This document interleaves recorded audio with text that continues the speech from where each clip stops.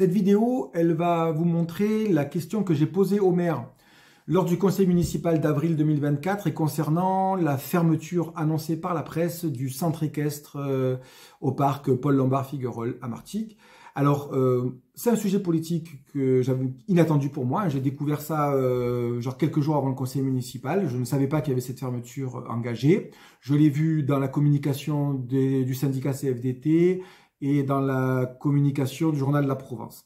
Et j'ai été interpellé par des citoyennes et des citoyens via ma page Facebook et mon mail de conseiller municipal. Et un de mes outils, de mes leviers que j'ai en tant que conseiller municipal, c'est cette possibilité dans le code général des collectivités de pouvoir poser à chaque conseiller municipal une question écrite, qui est en réalité orale, d'ailleurs c'est assez chelou comme truc, au maire, à laquelle il a obligation de répondre, on va dire, voilà. Donc c'est-à-dire que si des citoyens interpellent le maire, si moi je l'interpelle et qu'il n'y a pas de réponse, en conseil municipal, en dernier ressort, je peux lui poser une question, ce qui lui permet d'exprimer sa position, ce qu'il a fait d'ailleurs, et je l'en remercie. Et donc, du coup, vous avez ma question et sa réponse, et ça vous permettra de vous faire une opinion. Moi, perso, j'avoue que sur cette question, je n'ai pas encore d'opinion. Je suis désolé, je n'ai pas un avis sur tout, contrairement à ce que certains disent. Pas un avis sur tout, sur les questions d'utilisation du cheval.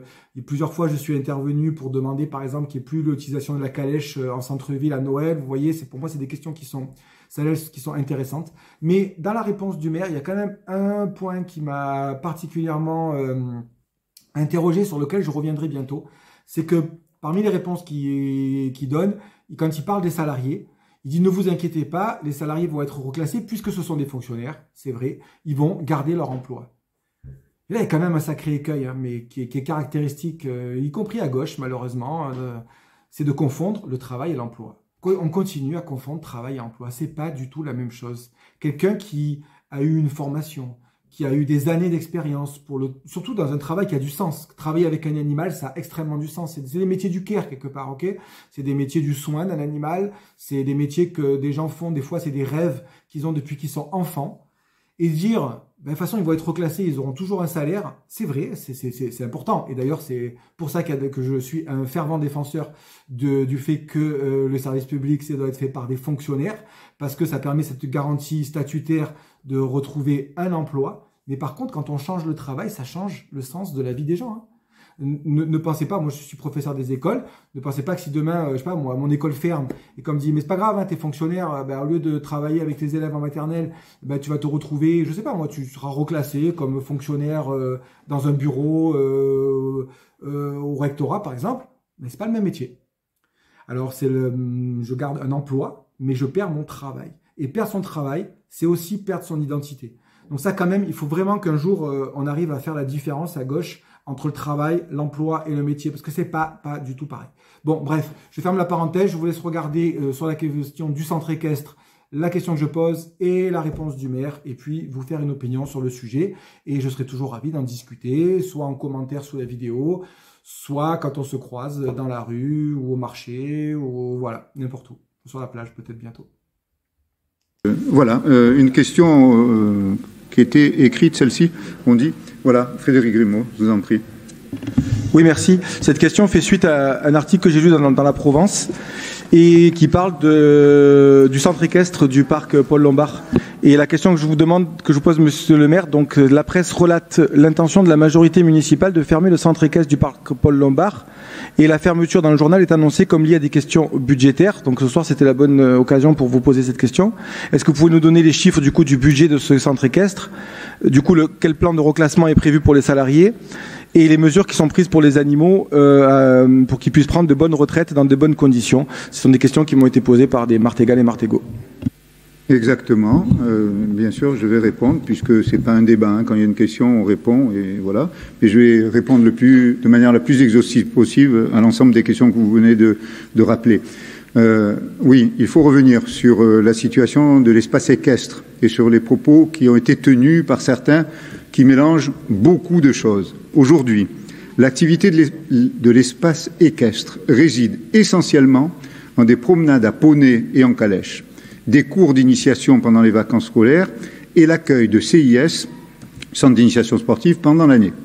Certains confondent cet espace avec un centre équestre qui assurerait des cours à un niveau avancé, qui ferait des passages de galop, c'est des titres, hein, que chacun connaît ça, et accueillerait des chevaux de particuliers en pension, mais ce n'est pas le cas ici, dans cet espace équestre. Celui-ci est actuellement rattaché au service animation de la direction des sports.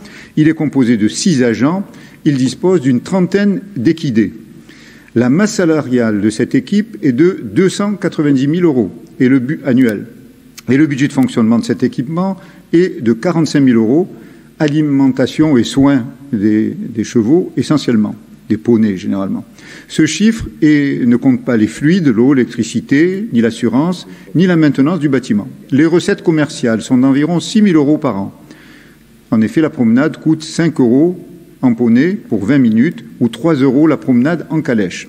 L'âge moyen des équidés est élevé, ce qui nécessite leur remplacement à brève échéance, ce qui nécessiterait, je parle au conditionnel, leur remplacement à brève échéance, car 80% des animaux ont plus de 20 ans et doivent partir à la retraite. En moyenne, il y a 1000 promenades à poney sur une année, dont 80% pour des gens qui sont hors commune. Et 350 personnes empruntent la calèche tout au long de l'année. Pour rappel, le nombre d'entrées au parc de Figuerolles est annuellement de 500 000 personnes. La nécessité de remplacer 80% des animaux nous a amenés à nous réinterroger sur la pertinence de gérer ce loisir en service public. Il a été décidé que de la même manière que l'acrobranche, puisqu'on a un système avec je sais pas comment on appelle, des acrobaties ou des promenades sur un fil, là vous le voyez bien, l'acrobranche, nous n'avons pas vocation à être, ce pôle équestre n'a pas vocation à être géré par la ville. Les promenades ne seront donc plus prises en charge. L'activité du CIS, évidemment, sera maintenue. Il y a, alors qu'il est 40 enfants qui sont inscrits au CIS et qui viennent une fois par semaine tout au long de l'année. Nous continuerons ce travail.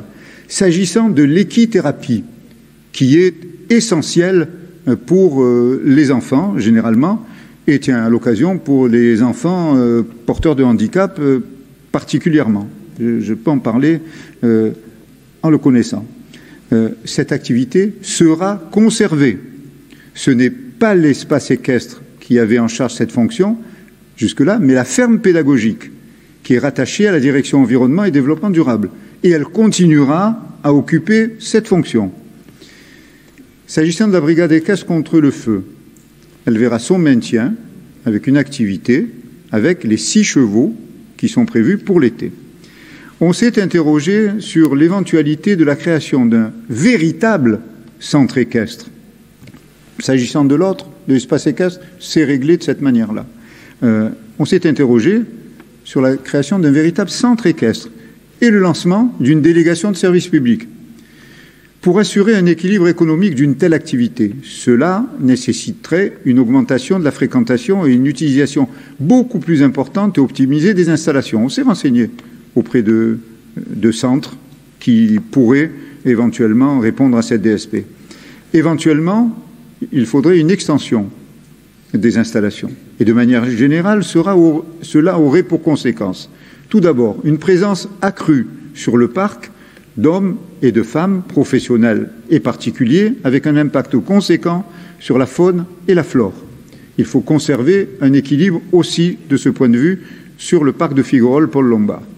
Une circulation automobile supplémentaire dans l'enceinte et autour de l'enceinte du parc, une articulation difficile entre les services municipaux et l'exploitant que serait celui du centre équestre, du fait du statut de ZAPEF.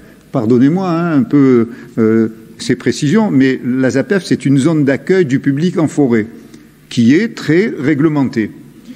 Aujourd'hui, on mesure ses conséquences avec l'exploitant de l'acrobranche, qui est une activité bien moins complexe pour autant. Un éventuel agrandissement des installations pour assurer un équilibre économique de l'activité serait nécessaire. Cet agrandissement est assez difficile compte tenu des contraintes dans un espace naturel que nous ne voulons pas plus encombré que cela.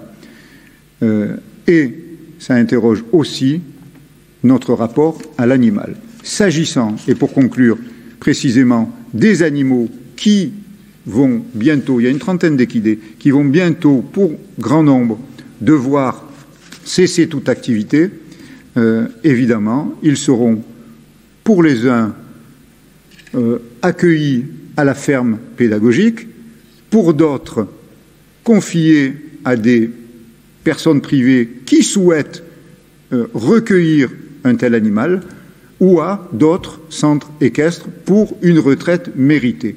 Voilà l'ensemble qui nous anime. Alors j'ajoute, et je précise, parce que je ne l'avais pas prévu, mais votre question le prévoit, quid des personnels? Ce sont des fonctionnaires titulaires de la fonction publique territoriale. Et à ce titre, il sera proposé à chacun et à chacune, selon son grade, une réinsertion dans les services municipaux. Qui est éducateur des activités physiques et sportives trouvera une réponse dans la direction des sports. Qui est agent technique pourra la trouver dans un des nombreux services de la collectivité. C'est aussi cela, la force du service public, qui permet ainsi de conserver la totalité, je précise, et je l'indique ici, parce que sinon, après, les élucubrations vont bon train. Je ne m'adresse pas à vous, Monsieur Grimaud, mais de manière générale. Et les réseaux sociaux particulièrement, et la presse souvent aussi. J'ajoute que chaque fonctionnaire territorial a droit à son emploi. Et donc, un emploi sera trouvé dans les mêmes conditions que précédemment, les mêmes conditions statutaires et financières qui étaient là précédemment. Voilà, mesdames, messieurs, je crois que c'était la dernière question. Je vous remercie